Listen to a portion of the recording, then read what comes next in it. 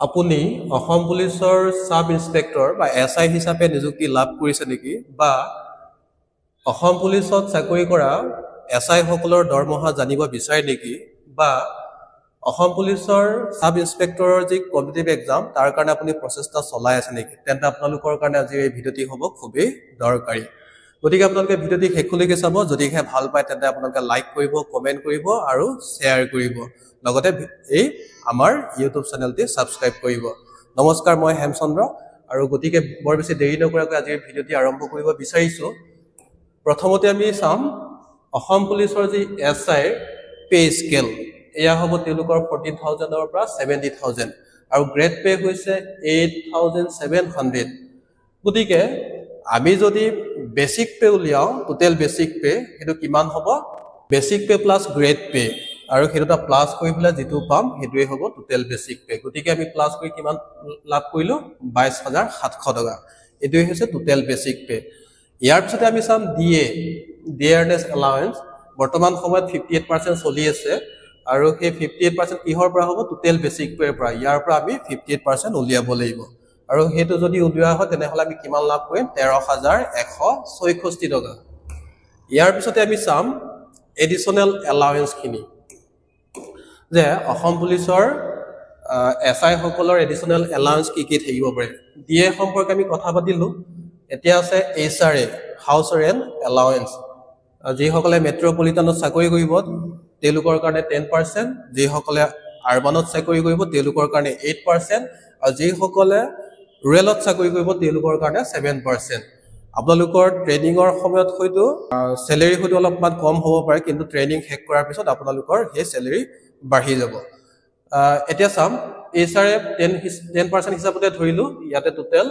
HRA ওলাইছে 2270 টকা medical allowance সকলোৰে কাৰণে একে হয় 600 গতিকে টোটাল এডিশনাল এলাউন্স ওলাব 16036 এতিয়া আমি চাম টোটাল গ্ৰছ পে যে টোটাল গ্ৰছ পে কেনেকৈ উলিওৱা হয় total basic pay plus total additional allowance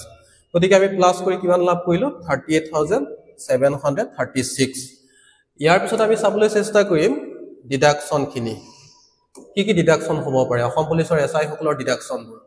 বা তেওঁলোকৰ কিমান কিনি পইচা কাটিব এনপিএস যেহেতু 2005 চনৰ পিছত চাকৰি কৰা সকলৰ কাৰণে এনপিএস আৰু তাৰ আগত চাকৰি কৰা সকলৰ কাৰণে ওপিএস এনপিএছত কিমান কাটিব 10% আৰু হেতু আপোনালোকৰ এনপিএছত টকাখিনি জমা হ'ব আৰু এনপিএস টো কেনেকৈ উলিয়াব লাগিব total basic pay plus DA আৰু তাৰে 10% যদি উলিয়া হয় তেনেহলে আমি কিমান লাভ কৰিম 3587 জিআইএস হ'ব জিআইএছত কাটিব 200 প্ৰফেশনাল টেক্সত কাটিব 208 আৰু এমএমএল সে হেতু এটা হেলথ ইন্সুৰেন্স হেতু টকা কাটিব 225 টকা আৰু টোটাল ডিডাকশন হ'ব 4220 টকা এটোই হৈছে ডিডাকশন এখিনি টকা কাটিব তাৰ পিছত নেট স্যালাৰি আপোনালোকৰ একাউণ্টত টকা কিমান সোমাব বা অসম পুলিচৰ এসআই সকলৰ একাউণ্টত টকা কিমান পায় বা সোমাব তেওঁলোকৰ গ্ৰছ পে হৈছে 38736 আৰু ডিডাকশন হ'ব 4220 আৰু টোটাল নেট স্যালাৰি হৈছে 34516 ইয়াতে হয়তো আপোনালোকৰ প্লাস হ'ব পাৰে যি কাৰণ ডিফেন্সত চাকৰি কৰা সকলৰ কাৰণে অসম পুলিচতে হোক বা আৰ্মিতে হোক তেওঁলোকৰ এক্সট্ৰা এলাউন্স থাকে গতিকে হেতু যদি আপোনালোকৰ এক্সট্ৰা এলাউন্স থাকে তেন্তে আপোনালোকৰ ইয়াৰ লগতে প্লাস হ'ব যদি আপোনালোকে ভিডিঅ'টি ভাল পাইছে তেন্তে হলে আপোনালোকে লাইক কৰিব কমেন্ট কৰিব সাবস্ক্ৰাইব কৰিব আৰু লগৰ বন্ধু বান্ধৱীৰ সৈতে শ্বেয়াৰ কৰি দিব ভিডিঅ'টি ইমানে